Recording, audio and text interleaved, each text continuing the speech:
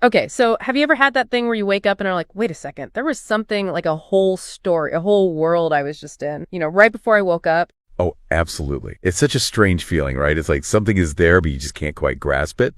It fades away so quickly. Yeah, and it's not just like a vague impression either. Sometimes it's crazy vivid, weird places, intense emotions, even like deep thoughts that you just don't have when you're awake. Yeah, exactly. And then poof, gone. Totally gone, like it never happened. And the really crazy thing is that it turns out that almost everyone experiences this. The science says like 90% of our dreams just completely disappear from our memory before we even finish breakfast. Wow, 90%. That's a huge chunk of our mental experience that just vanishes. It is. So that's kind of the whole jumping off point for our deep dive today. We're going to tackle this question, is it just some weird biological quirk, or would there be something else going on? It's something a little more intentional. It's definitely a question worth exploring. I mean, if most of our dreams are just evaporating like that, what does that tell us about how our minds work? Or maybe about what we're not supposed to be remembering? Exactly. I mean, what if there are things we're dreaming about that for whatever reason we're not supposed to know about? Okay, well, that's getting into some pretty interesting territory.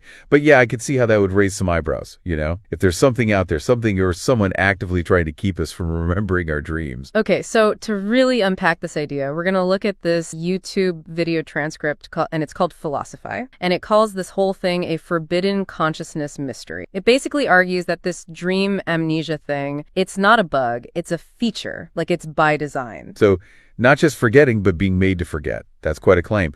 What kind of evidence does this video present to back that up? Well, they start by going pretty far back, actually. They talk about this classified document from 1967. Supposedly, it was, circulating among some top sleep researchers at the time. And the document was all about research into deliberately erasing dream memory. And it mentions some pretty unsettling methods for doing that, too. So right away, that raises the question, why would anyone even want to erase our dreams in the first place? Especially back then. That was the 60s, right? A time of huge social change, a lot of experimentation, the Vietnam War, the Cold War, a lot going on. Could this dream research have been tied into any of that, do you think? It's definitely an interesting historical context to think about. And actually, the video brings up a really interesting connection to that era. It talks about this project that ran from 1972 to 1985 called Project Morph, funded by the U.S. Department of Defense. Okay, so that's right in the heart of the Cold War. Military-funded research, dream manipulation. This is starting to sound a little like something out of a spy thriller. Right, and get this. On the surface, the public explanation for Project Morpheus was all about combat readiness. Like, how do soldiers perform under sleep deprivation?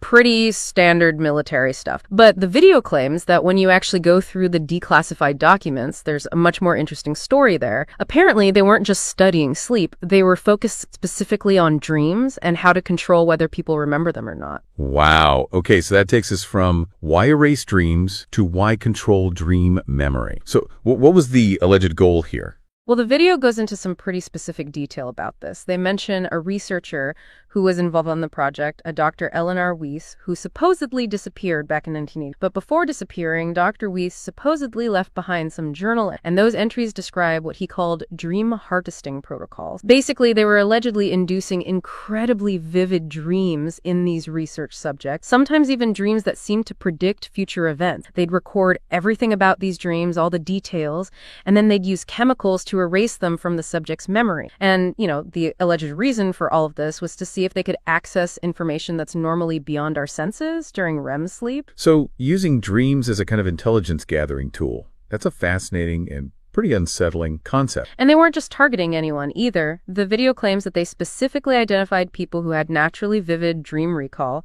They labeled them Delta-class sleepers. That was supposedly about 12% of the population. And the video says these people were placed under surveillance, although their identities are, of course, all redacted in any of the publicly available. Wow. A secret group of people with exceptional dream abilities being monitored by the government. Okay, so we're deep into conspiracy theory territory now, but where does it go from there? Well, from there, the video claims that by 1983, Project Morpheus had actually developed techniques to suppress dream recall in the general public. And they were supposedly using a combination of things: electromagnetic frequencies, chemical compounds in the water supply, even specialized broadcasting signals. Hold on, so they were essentially trying to make everyone forget their dreams. What would be the point of that? The video suggests that they were trying to block access to certain information, certain knowledge that we might be able to access through our dreams. And the video even claims that they tested these techniques in a bunch of small towns across the Midwest.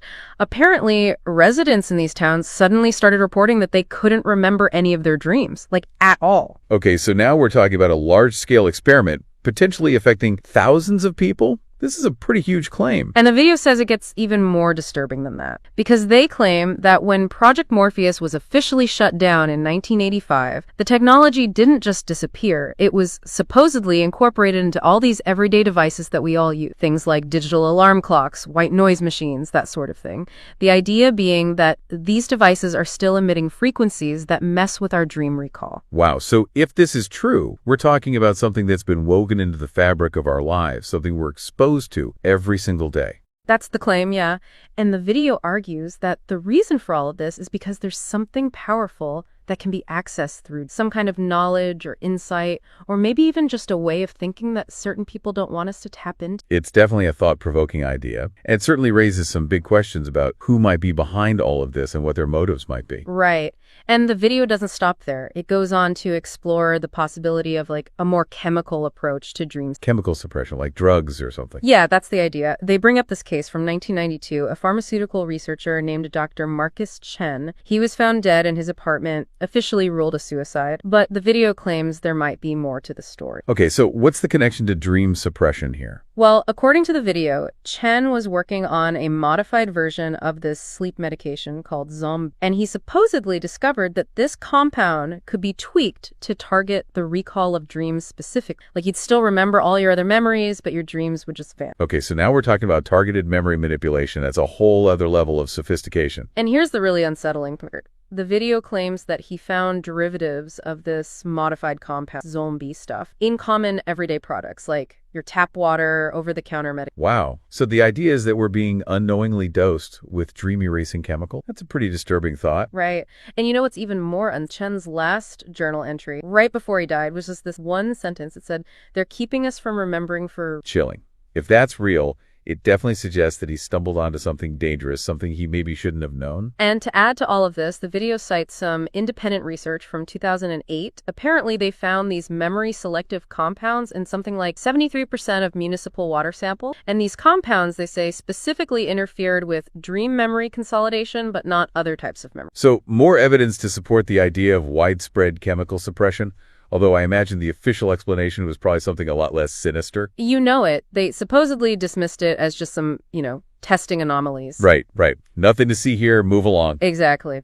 But the video then goes on to point out that since 1990, the FDA has approved a huge number of new food and drug additives that have very similar chemical structures to this modified zombie stuff. Okay, so is the idea here that these additives are essentially doing the same thing, suppressing dream recall? That's the suggestion, yeah. And they often have these innocent-sounding names. Modified sodium compounds, sleep quality enhancers, things you wouldn't think twice about seeing on an ingredient list. And they're often found in products that people use right before bed. That's really unsettling to think about. And it definitely ties in with the whole idea of this being a deliberate, systematic effort to manipulate us. And the video even mentions claims from some alleged whistleblowers in the industry, people who said that they were actually instructed to adjust the formulas of these additives specifically to increase what they called dream amnesia efficiency. Dream amnesia efficiency, wow. That's a pretty chilling term. And they were supposedly doing this for public psychological health. Yeah, that's what they claimed. And that just raises even more questions, right? Like, whose definition of psychological health are we talking about here? It's a great point.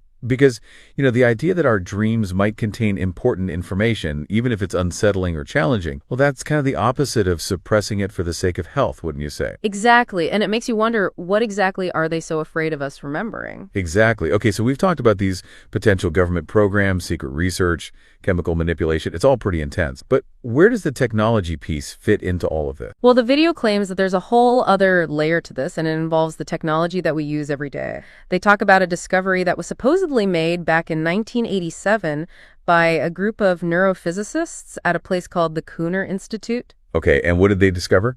Apparently, they found that there are specific electromagnetic frequencies in the range of 2.4 to 5.8 gigahertz that can disrupt the way our brains transfer dream memory. Wait, so just being exposed to certain frequencies can make us forget our dreams? That's what they found, yeah. And get this, they published their findings in a scientific journal, but just 3 weeks later, the whole article was retracted, and all the copies of the publication vanished. Like, they were all gone except for one that a researcher had somehow managed to hold on to. Wow. So it sounds like someone really didn't want that information out there. Exactly. And the video argues that the reason for all of this secrecy, the reason that those findings were buried, is because those specific frequencies, 2.4 to 5.8 gigahertz, well, those are the exact same frequencies that are used by, our Wi-Fi routers, our smartphones, all kinds of wireless devices that we use every day. Hold on. Are you saying that the same technology that we use to connect to the internet might be messing with our ability to remember our dreams? That's exactly what the video is claiming. And they actually bring up some pretty specific examples. They mention this former FCC consultant, Eliza Morrison, who supposedly leaked some documents alleging that concerns about sleep memory disruption were deliberately left out of public reports back in 1995 when they were rolling out all this new telecommunications technology. Wow. So the idea is that they knew about the potential risks, but they just decided to keep it quiet and move forward anyway. Right. And think about it. I mean, the average American home now has like 22 devices that are constantly emitting these frequencies. And the video points to a pretty significant statistic. They say that since the year 2000, there's been a 40% decline in dream recall. And that lines up pretty perfectly with the huge increase in wireless technology that we've all seen in our lives. It's definitely a correlation that's worth considering, but correlation doesn't necessarily equal causation, right? Totally. But the video goes on to present some even more specific information that's pretty hard to ignore. They talk about patents that were filed between 2002 and 2011 for devices that were explicitly designed to emit memory-disrupting pulses during REM sleep. Wait, so someone actually patented a device specifically for erasing dreams? That's what the video claims, yeah. And supposedly, these patents were held by these shell companies that have ties to intelligence. Okay, so we're back to the intelligence community again. This seems to be a recurring theme here. It does, doesn't it? And according to the video, those patented frequencies, the ones designed to mess with REM sleep, well, they're allegedly being emitted by all sorts of devices that people have in their homes. Smart TVs, digital assistants, even some meditation apps. Meditation apps? You're kidding, right? Nope. The video even cites some independent research that supposedly found a huge spike in the signal strength from these devices, like a 300% increase during those peak REM sleep hours between 2 and 4 a.m. Okay, this is all pretty wild. But I still keep coming back to the question of why. Like, why would anyone go to all this trouble to mess with our dreams? What's the ultimate goal here? Well, that's the million-dollar question, isn't it? And the video offers a pretty interesting and maybe kind of unsettling answer. They suggest that it's all about control, that dreams give us access to a kind of knowledge or a way of thinking that threatens those in power. And they want to keep us from tapping into that, from seeing the world in a way that might challenge the status quo. Okay, so dreams as a form of subversion. I can see how that would be threatening to those who want to maintain control. Right. And to really drive home that point, the video takes this fascinating historical turn. It looks at how ancient cultures viewed and interacted with dreams. And the suggestion is that our ancestors didn't have the same kind of dream amnesia that we do today. In fact, they really valued their dreams, and they had all sorts of practices for remembering and interpreting. That's interesting. So the idea is that somewhere along the line, we lost touch with that aspect of ourselves, that connection to the dream world. Exactly. And the video presents some pretty specific historical examples to support this idea. For instance, in 2019, there was this archaeological discovery in Egypt. They found some hieroglyphics in a sealed chamber under the Temple of Hathor. And these hieroglyphics supposedly depict breathing technique and the use of certain plants that were designed to enhance dream recall. Okay, so ancient Egyptian dream technology. That's pretty cool. It is, right. And the video points out that these practices seem to have been limited to, the ruling class and high priests. Like, it was a form of privileged knowledge. So even back then, there was a sense that this kind of knowledge, this access to the dream world, was something to be controlled and restricted. Right. And the video also brings up the Australian Aboriginal tradition of dreamline tracking. Apparently, early European colonizers documented Aboriginal communities where people could recall dreams from decades earlier with incredible detail, like almost photographic memory. Wow, that's amazing. So there's historical evidence that people were once capable of remembering their dreams with much greater clarity than we do today. Exactly. But here's the really interesting part. Those colonial records, the ones that documented this amazing dream recall, they mysteriously disappeared from the archives sometime in the 1940s. And that just happened to coincide coincide with the time when the government was conducting a bunch of sleep studies in Aboriginal communities. Okay, so more potential evidence of deliberate suppression. It's starting to feel like there's a pattern. Right. And then the video goes on to talk about this Tibetan Dream Codex, this ancient manuscript that was supposedly discovered in 1990. Apparently, it detailed all these advanced methods for dream recall and even techniques for using dreams to access information across time and space. Okay, so now we're talking about some pretty high-level dream manipulation. Yeah, and what happened to this manuscript? Well, after a brief period of study by some university researchers, it was supposedly confiscated by quote-unquote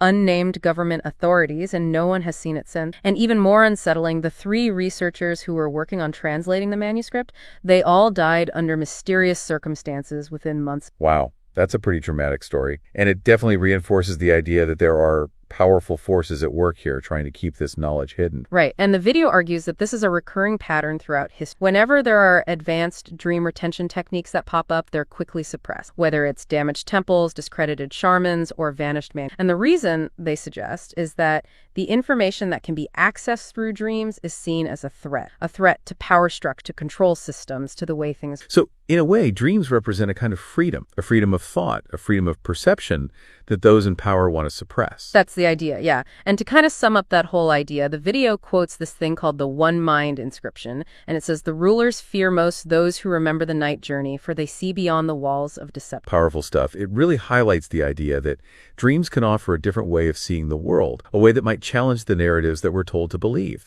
Exactly. And after presenting all this information, all this evidence for dream suppression, the video then shifts gears a bit. It starts talking about how we can reclaim our dream memory, how we can counteract these forces that are supposedly trying to keep us in the dark. Okay, so is there a practical side to all of this? Can we actually do something to remember our dreams better? That's what the video claims, yeah. They introduced this former government sleep researcher, a Dr. Julian Mercer, and he allegedly leaked this classified document back in 2008 that contained a set of instructions for counteracting artificial dream suppression. They called it Protocol Z. Protocol Z. It sounds pretty official. So what happened to this Dr. Mercer after he leaked this document? Well, shortly after the leak, he disappeared, and his website, where he had posted the document, was completely wiped from the internet, but supposedly thousands of people managed to download it before it was taken down. Wow, that sounds like the plot of a movie. So what does this Protocol Z actually involve? What are the instructions? It's actually pretty straightforward. The first thing it recommends is removing all wireless devices from your sleeping area. Apparently, studies showed that people who slept in environments without those 2.4 to 5.8 gigahertz frequencies, the ones we talked about earlier, they had like a 60% improvement in dream. Wow, 60%. That's a pretty significant increase. So just ditching the electronics in the bedroom could make a big difference. That's what the video claims, yeah. And the second part of the protocol involves a specific breathing pattern that you do right when you wake up. It's like a 4-second inhale, 7-second hold, 8-second exhale. And you repeat that 3 times. The idea is that it helps to activate the hippocampus, which is that part of the brain that's responsible for memory formation. Okay, so a breathing exercise to boost dream recall. That's definitely something people could try at home. Exact. And the last piece of the protocol is a little bit more out there. It recommends avoiding tap water and certain commercial toothpaste brands before bed, and instead opting for purified water and natural compounds like mugwort and valerian root. Apparently, these things have a history of being used to enhance dream recall in some cultures. Okay, so a little bit of herbalism mixed in with the tech detox and breathing exercises. Interesting. Right. And the video claims that people who have been trying out these techniques, experimenting with Protocol Z, are reporting some pretty amazing results. People are saying they're having dreams that predict future events, that give them solutions to problems they're facing in their waking lives, even dreams that seem to connect them to some kind of collective consciousness. Collective consciousness. That's getting into some pretty deep spiritual territory. It is, and the video argues that these kinds of experiences, these glimpses of something beyond our normal waking reality, that's what those in power are really afraid of. That's what they're trying to suppress. Because it challenges the way we see ourselves and the world around us. Exactly. And to support that idea, the video points to alleged instances of censorship of discussions about dream recall online. And they say that funding for research into dreams has been mysteriously cut. So the idea is that there's a coordinated effort to control the narrative, to keep people from even talking about these. Right. And the video concludes with a direct message to the listener. It emphasizes our, untapped mental capability and the power we have to reclaim our own dream memory. It's a powerful message. It suggests that we have more control over our own minds than we might realize. And that maybe, just maybe, There's a whole world of knowledge and experience waiting for us in our dreams if we could just learn to access. Right. So to kind of recap everything we've talked about today, we started with that really common experience of forgetting our dreams, that crazy statistic that 90% of them just vanish. But then we dove into this whole idea that maybe it's not just a random biological glitch. Maybe there's something more intentional going on. We looked at the claims around Project Morpheus, the potential for chemical and technological manipulation, the historical evidence for dream suppression. It's a lot to take in. And I think it's important for everyone listening to remember that the source for all of this is that Philosophy video transcript. So it's crucial to approach this information with a critical eye, to think about the evidence presented, to consider the potential biases, and to really question the motives of those who might be behind all of this. Absolutely. And that leads us to our final thought for you today. If, as it seems, our ancestors really valued their dreams and saw them as a source of knowledge and understanding, what are we missing out on by just accepting dream amnesia as a normal part of life? It's a great question, and it really makes you wonder if maybe the most important, the most forbidden knowledge isn't hidden away in some secret government vault or ancient tech. Maybe it's hidden right inside our own mind, waiting to be rediscovered in our dreams. What do you think? I think it's definitely worth exploring. I agree.